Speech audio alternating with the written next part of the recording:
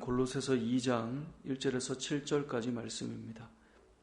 우리는 어제 본문 말씀에서 바울은 주님이 피로 세우신 교회를 위해 그리스도의 남은 고난을 육체에 채운다라고 고백했습니다. 그리고 힘을 다해서 수고한다라고 1장을 마무리했습니다. 그러니까 예수님께서 그렇게 피로 사신 교회인데 그냥 교회가 아닌 거죠. 그러니까 그 세우신 교회를 위해서 주님의 그 남은 고난을 내 몸에 채우는 거예요.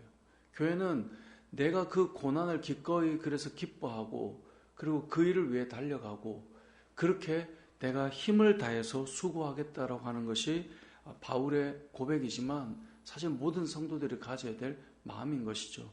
그래서 1장 29절에 어제 마지막 내용이 무엇입니까? 이를 위하여 나도 내 속에서 능력으로 역사하시는 이의 역사를 따라 힘을 다하여 수고하노라. 힘을 다해 수고한다. 이것이 바울의 고백이었어요. 근데 오늘 2장 1절의 시작은 뭐라고 말하냐면 힘을 다해 수고하는 것, 내가 얼마나 힘쓰고 있는지 너희가 알기를 원한다. 이렇게 출발해요. 그러니까 힘을 다해 수고하는 것을 아는 것을 원한다라는 거예요. 우리는 좀 이렇게 말해야 될 것 같지 않나요? 내가 얼마나 애쓰고 힘쓰는지 몰라도 돼. 내가 드러내고 싶지 않아. 뭐 이렇게 좀 가야 될 것 같은데 바울은 내가 내 이 그리스도의 고난을 내 육체에 채우기를 원하고 그것을 위해서 일꾼이 되고 직분자가 되어서 힘을 다해 수고하는 것, 오늘 본문에 너희가 알기를 원해. 그럼 왜 아는 것이 중요할까요? 왜 내가 이렇게 수고하는 것을 너희가 알기를 원한다라고 바울은 말했을까요? 얼마 전에 이제 아내가 최근에 고등학교에 이렇게 기간제 파트로 이제 이틀을 타임 몇 타임 되지는 않지만 이렇게 수업을 조금 진행하고 있는데 다녀와서 평상시와 다르게 시험 감독도 하라고 해서 시험 감독도 하고 또 생기부도 써야 된다고 해서 이제 가르치는 아이들 수업에 맞는 생기부도 쓰고 뭐 이런 걸 하더라고요. 많지는 않지만 그 일을 하면서 그런 얘기를 하더라고요. 이 생기부는 학생들이 대학을 갈 때 되게 중요한 역할을 하잖아요. 그러니까 그냥 막 쓸 수가 없잖아요. 어떻게 써줘야 아이들에게 유익할까? 이거 펼쳐놓고 막 고민하면서 그걸 이제 써보려고 하더라고요. 그러면서 하는 말이, 선생님들 참 너무 많이 수고하는 것 같다. 왜냐면 그게 몇 사람만 써도 힘든데, 그 매년 써가야 될 아이들, 어찌 보면 그 인생이 달려있기 때문에 그냥 막 쓰지 못할 그 마음으로 수고할 그 마음, 얼마나 힘들까? 이런 생각을 이야기하더라고요. 또 시험 감독을 하면서 감독 그냥 하면 되는 거 아니야? 저는 그 생각을 합니다만 아내는 감독을 해보니 그게 참 쉽지 않고, 제가 이제 화곡고등학교 신우여 선생님들과 이런저런 얘기를 나누다 보면 요즘에는 수능시험 감독 뭐 다녀오면 그에 적절한 뭐 어떤 것이 있겠지만 안 하려고 한다는 거예요. 왜냐하면 어제 들어보니까 선생님 발소리 하나가 커도 고소를 당할 정도로 요즘 아이들이 막 쉽지가 않은 거예요. 차라리 휘말리느니 안 하고 싶은 것이 예전과 요즘 또 학생들의 그런 자세나 태도 너무 다르잖아요. 안 하고 싶어 한다는 거죠. 근데 그런 것들을 들으면 어떤 마음이 들까요? 그런 애씀과 수고로움을 알면 그분들의 어떤 말하는 것이나 그분들의 어떤 고민이나 이런 것들이 더 잘 들리는 거죠. 사도 바울이 그가 애쓰고 수고한다는 것을 성도들이 아는 것이 왜 유익할까요? 바울도 끊임없이 사도성에 너가 정말 사도가 맞아? 라고 하는 이 논쟁에 늘 휩싸였어요. 예를 들면 사회가 하는 목사를 향해 너가 목사 맞아? 야, 어떻게 그렇게 말하고 목사야? 바울은 이 진리의 말씀을 전할 때마다 거기에 대한 부딪힘이나 일들이 참 많았고, 너가 정말 12제자가 아닌데 어떻게 사도야? 이러한 사도성에 휘말렸기 때문에 너의 말이 정말 진리라고 볼 수 있는 거야? 이런 논쟁이 휩싸였단 말이죠. 근데 그 사도 바울이 얼마나 애쓰고 수고하는가를 알면 그 말씀을 듣는 자들이나 또 그를 이해하는 것이 달라진단 말이죠. 여러분, 누군가가 주애를 감당하고 수고할 때 그 수고함과 그 애씀을 우리가 알아주는 것은 상당히 중요해요. 왜 중요하냐면 그 사람을 알아줘서 그 사람을 높이는 게 아니라 결국 누가 좋냐면 내가 좋은 거예요. 왜냐하면 수고로움을 알기 때문에 그 마음에 선함이 작용하는 거예요. 왜냐하면 교회에서 직분을 가지고 애쓰고 수고하는 사람들의 그 마음을 우리가 헤아릴 수 있어야 돼요. 이제 그 여름 사역이 되는데 여러분 교사들을 생각해 보십시오. 시간을 빼서 그 일을 한다. 내가 그 일을 해보지 않으면 판단하고 평가하는 것이 앞설 수 있지만 해보면 이거 쉬운 게 아니구나 늘 깨닫게 된다는 거죠. 애쓰고 수고하는 것을 알아주기를 원한다. 여기 2장 1절 너의 얼굴을 보지 못했는데 얼굴도 보지 못한 너희를 위해서 얼마나 힘쓰는지 너희가 알기를 원한다. 여러분 새벽이 되면 이렇게 기도하고 밤이 되면 기도하기 위해 모이고 또 예배 때마다 함께 모여서 섬기고 또 어떤 자리에 직무를 감당하고 그게 그냥이 아니라 뭐 하고 싶을 때 하고 하기 싫을 때 안 하고 이게 아니잖아요. 때로는 내가 힘들기도 하고 판단도 받고 평가도 받고 원래 일을 하다 보면 항상 판단받고 평가받잖아요. 좋은 이야기만 들으면 얼마나 좋겠어요. 부족함이 나오면 거기에 날카롭고 분명한 판단이 들어올 때마다 힘겹죠. 근데 그렇게 수고하고 애쓰는 자들을 위해 얼마나 힘쓰는지 너희가 알기를 원하노니. 이 바울을 알아주는 마음처럼 우리가 교회에 섬기는 직분자들, 일꾼, 사도 바울이 어제 그랬잖아요. 내가 그리스도의 남은 고난을 육체에 채운다라고 하는 게 뭐였어요? 그래서 교회 일꾼이 되는 것이고 교회 직분을 맡는 것이라고 말씀했잖아요. 그렇게 감당하는 자들을 그 수고들을 알아주는 것 너무나 필요하다는 겁니다. 자, 사도 바울이 나의 이 그 힘쓰고 수고하는 것을 너희가 알기를 원하는 이유는 나를 좀 알아줘 이 말이 아니었어요. 2절에 보면 이는 이라고 돼 있죠. 이는 이 말은 뭐예요? 왜냐하면 너희가 왜 알기를 원하냐? 그 이유가 뭔가? 2절에 보니까 그들로 마음의 위안을 받고. 여러분 바울의 그 사역은 바울의 메시지는 상당히 강해요. 그런데 그 바울의 진심을 알지 못하면 위로가 되지 않는 거예요. 뭐 최근에 한 축구 감독이 엄청나게 지금 이슈잖아요. 그것이 정말 뭐 학대냐 아니냐 뭐 그런 부분에 대해서 지금 시대의 어떤 관점으로 보면 뭐 여러 가지 이야기가 나올 수 있지만 그 힘쓰고 수고하는 것을 알면 그게 고통으로 오는 게 아니라 위로를 받는 거예요. 그래서 오늘 바울이 그 얘기를 하는 거예요. 이는 그들로 마음의 위안을 받고.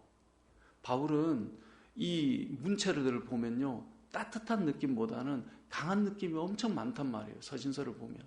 그런데 이 말씀에 위로를 받는단 말이에요. 왜요? 내가 서야 될 길, 내가 그리스도를 알아가는 그 걸음, 그것을 위해 너무나 날카롭고 분명하게 말씀하기 때문에 근데 그 말씀이 위로가 되는 거예요. 뿐만 아니라 사랑 안에서 연합하여 확실한 이해의 모든 풍성함과 하나님의 비밀한 그리스도를 깨닫게 하려 함이니. 뭘 깨닫게 하려고요? 그리스도를 깨닫게 하려고요. 그리스도가 어제 본문에는 비밀이었고 복음이었어요. 그걸 깨닫게 하기 위해서 내가 얼마나 수고하고 애쓰는가를 알기를 원한다라고 말하는 거예요. 여러분, 얼마나 저게 중요하면 저분이 저렇게 했을까? 그렇게 접근이 되면 알아가는데 유익하단 말이에요. 아니 도대체 그 복음이 뭔데 직장 다니고 일하고 쉬고 싶은데 또 나와가지고 저렇게 아이들을 섬기고 저렇게 성도들을 섬기고 아니 퇴근하고 다 나 좋은 거 하고 싶어 하는데 굳이 또 일어나서 그분에게 연락하고 신방하고 밤에 또 나가서 차 한잔 마시면서 격려하고 위로하고 왜 그럴까? 그 이유를 그 애씀을 알면 여기 나오는 그리스도를 깨닫게 하는데 유익하단 말이에요. 그래서 이 복음을 위해서 사도 바울은 그렇게 힘쓰고 있다는 것을 너희가 알기를 원한다라고 말씀하고 있는 거예요. 특별히 그리스도를 깨닫게 되면 어떤 유익이 있습니까? 3절에 보니까 그 안에는 그리스도 안에는 뭐가 있어요? 지혜와 지식의 모든 보화가 감춰져 있다. 여러분 그리스도 안에 지혜와 지식의 모든 보화가 감춰져 있어요. 예수님 안에 모든 지혜와 지식의 보화가 담겨져 있어요. 세상을 살아가면서도 우리가 왜 그렇게 공부하려고 합니까? 왜 그렇게 배우려고 합니까? 배워야 이 시대도 읽고 내가 어떻게 살아가야 될지 판단도 되고 그러지 않습니까? 그런데 우리가 인생에 이 영적인 세상을 알게 되면 우리가 무엇을 정말 더 중요시 여겨야 되고 본질은 무엇인지 깨닫잖아요. 그것이 출발이 무엇입니까? 예수 그리스도를 아는 지식이잖아요. 그래서 그리스도를 알아가는 것, 그것이 너무나 중요하고 사도 바울은 그것을 위해서 기도했고 그것을 위해 인생을 걸었던 사람이에요. 여러분 그리스도를 아는 지식이 우리에게도 필요합니다. 우리 은혜울림교회에 속한 우리 성도들에게도 필요하고 온 땅에 이 세상을 살아가는 사람들에게 그리스도를 아는 지식이 필요하단 말이죠. 왜냐하면 그 안에 진짜 지식과 지혜가 담겨있기 때문에. 뿐만 아니라 사도 바울이 그리스도를 깨닫게 하기 위해서 그의 애씀과 수고를 알기를 원했다라고 하는 그 이유가 뭔가? 두 번째는 4절에 내가 이것을 말하면 아무도 교묘한 말로 너희를 속이지 못하게 하려 함이니. 그러니까 속이는 자들이 교회에 항상 있어요. 교회에 거짓 선지자들과 이단들이 항상 있어요. 본인은 아닌 것처럼 말하지만 교묘한 말로 진리를 흔들어 놓는 사람들이 있어요. 초대교회 당시에 이 거짓 선지자들은 영지주의자들이고 또 한 파는 율법주의자들이에요.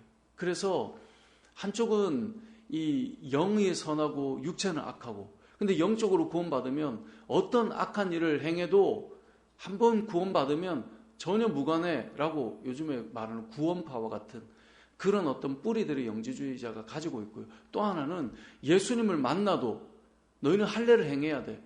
교회를 다녀도 너의 행함이 이런데 무슨 구원을 받아. 우리도 그런 말 많이 쓰지 않나요? 야, 네 하는 거 보니까 무슨 예수야. 여러분, 그렇게 말하는 건 상당히 위험해요.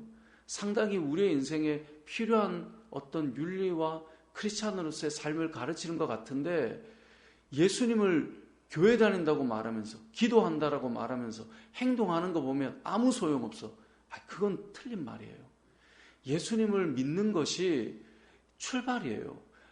아무리 좋은 행동을 해도요, 그리스도를 만나지 못한 자는 자신의 의로 뭔가를 세우는 것처럼 말하는 사람들이에요. 정말 중요한 건 생활은 아직 못 따라가도, 행동은 아직 부족해도, 말은 아직 거칠어도 예수님밖에 없어라고 말하는 것이 그게 진리예요. 그게 복음이에요. 우리 같은 인생이 예수님을 만나서 그래도 소망이 있어, 이게 진리인 거예요. 근데 간혹 어떤 사람들은 교회 백날 다니면 뭐해? 생활이 이 모양인데. 여러분, 생활이 이 모양인 우리들을 그리스도가 부르셨어. 이게 복음인 거예요. 아무리 돌아봐도요, 저도 열심히 예수님 만나고 신앙생활 하면서 많이 변화됐지만 제 속을 보면 저는 여전히 하나님의 의에 이르지 못하는 인간의 불가함을 늘 깨달아요. 만약에 누군가가 그렇게 목사로서 살면서 행동이 이 모양밖에 안 되냐? 그리고 구원받는다고 하고 말하면, 저는 그 말이 만약에 복음이고 진리라면 저는 아마 죽을 때까지 저는 구원에 도달하지 못할 거예요. 근데 제가 만난 예수님은 지금보다 더 밑바닥일 때 저를 구원하셔서 저를 위해 십자가에 죽으셔서 지금도 만들어가고 계신 거예요. 예수님께서 십자가에 죽으시기까지 우리를 사랑해서 그 피로 사셔 구원하셨는데, 그 당시에 할례 받지 않은 거 보니까 넌 아니네, 이렇게 말하는 것과 지금 똑같은 거예요. 야, 교회 다닌다고 구원에 대한 이야기한다고 말하면 뭐해? 이렇게 사는데 라고 하는 말은 상당히 교묘한 말로 우리의 복음을 흔들어 놓는 거예요. 이렇게 말하는 건 그럼 방자하게 살아가는 삶을 허용하자 이런 말이냐? 그게 아니에요. 은혜를 입은 자답게 우리가 살아가야죠. 근데 그것이 미치지 못해서 구원을 받지 못하는 것처럼 행위 구원론으로 율법주의로 만들어가는 것은 교묘한 말로 속이는 거라는 거예요. 오늘 이 본문에 나오는 사도 바울이 애쓰고 수고하는 것은 열심으로 구원받는다가 아니라 그리스도를 깨닫는 것이고, 교묘한 말로 속이는 자들을 우리가 넘어가지 않도록 하기 위해서 이렇게 애쓰고 있다라고 말하고 있는 것입니다. 이런 복음은 우리가 죄인 되었을 때 부르신 출발이 복음이에요. 여러분의 자녀가 얼마나 의로운가를 통해 자녀됨이 아니라 자녀로부터 출발하는 거예요. 그 자녀를 위해서 사랑을 쏟고 희생을 하고 마음을 깎아내고, 그게 부모의 심정이잖아요. 그게 하나님의 마음인 거예요. 그렇게 해서 살아가다 보니 조금 바뀌어 있는 거예요. 근데 사람들이 말하죠. 우린 조금 바뀌었는데 야, 너 많이 변했어. 저도 제가 예전에 청년 시절에 이 친구들이나 옛날 알았던 친구들 만나면 꼭 하는 말이 있어요. 야, 옛날이랑 좀 달라지긴 했네. 교회가 좋긴 좋은가 보다. 이런 얘기 하지 않았습니까? 여러분들도 아마 다 들을 거예요. 야, 옛날보다 많이 달라지긴 했다, 야. 근데 정말 요만큼이에요. 근데 사실은 우리는 본질이 바뀐 거죠. 행위는 사실은 참 많이 수고하고 은혜에 합당하게 살아가 보려고 하는데 그건 정말 요만큼이고요. 본질이 사실 바뀌어 있는 거예요. 예수님의 십자가의 죽으심으로. 그리고 그 예수님의 십자가의 고난을 우리가 채우고 있는 거예요. 누구를 위해서요? 교묘한 말로 넘어지지 않고 그리스도를 깨달아 알아가기를 원하는 마음으로 우린 지금 애쓰고 있는 것이죠. 오늘 본문의 내용은 그것을 우리에게 말씀하고 있는 것입니다. 이 땅을 살아가며 우리에게 무엇보다 중요한 것은 그리스도를 아는 지식입니다. 그걸 위해 힘쓰고 애쓰고 있다는 것도 말하고 싶은 거예요. 그 복음을 위해서 그런 거예요. 내가 얼마나 수고하는지 나를 알아줘가 아니라 내가 그리스도를 알기를 원하기 때문에 내가 이렇게 애쓰는 거예요. 그리스도를 알면 어떤 일이 일어난다고요? 이 세상의 모든 지식과 지혜, 보화가 그 안에 있음을 깨닫게 되고요. 두 번째는 우리의 복음을 흔드는 일이 그리스도 안에 단단히 서 있으면 흔들리지 않는 거예요. 그래서 오늘 본문 6절에 보면 너희가 그리스도 예수를 주로 받았으니 그 안에서 행하되 막 행하는 것 같지만 그 안에 뿌리를 받고 세움을 받아 교훈을 받은 대로 믿음에 굳게 서서 감사함을 넘치게 하라. 뿌리가 거기 딱 박혀서 흔들리지 않는 거예요. 그리스도를 아는 지식 때문에. 그리고 뭐가 흘러넘쳐요? 감사가 넘치게 되는 거예요. 믿는 자들은 그래서 감사가 흐르게 됩니다. 왜요? 예수 그리스도라고 하는 십자가의 은혜가 믿음으로 뿌리가 딱 박혀있기 때문에 감사가 계속 흐르는 거예요. 나 같은 사람을 구원하신 그리스도의 은혜에 대한 감사가 흐르는데요. 오늘 이 본문을 보면 감사가 넘치게 된다고 되어 있어요. 그냥 감사하라는 수준이 아니에요. 넘치려면 어떻게 돼야 돼요? 내 안에서 채워져야 되고요. 그 다음에 넘치는 거예요. 다른 데로 흐르는 거예요. 그러니까 넘친다는 말은 가득 채워져서 옆으로 흐르는 거거든요. 이게 신앙이에요. 우리가 억지로 감사를 한 번, 두 번 하는 게 아니라 그렇게라도 하는 게 귀한 일이겠지만 채워져서 흐르는 거예요. 그래서 여러분들의 입술에, 여러분들의 삶에 감사가 채워졌으면 좋겠어요.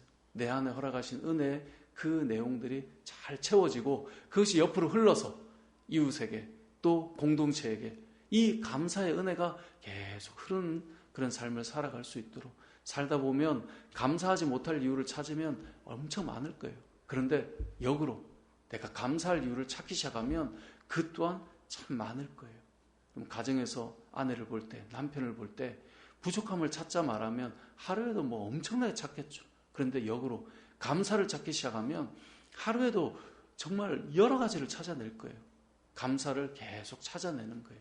그래서 채워져서 넘치게 하는 삶을 살아야 되는데 오늘 하루도 그리스도 안에 그리스도 안에 우리가 뿌리를 내리고 그 안에서 행하고 그리고 감사가 넘치는 저와 여러분의 삶이 되시길 주님의 이름으로 축복합니다. 아멘.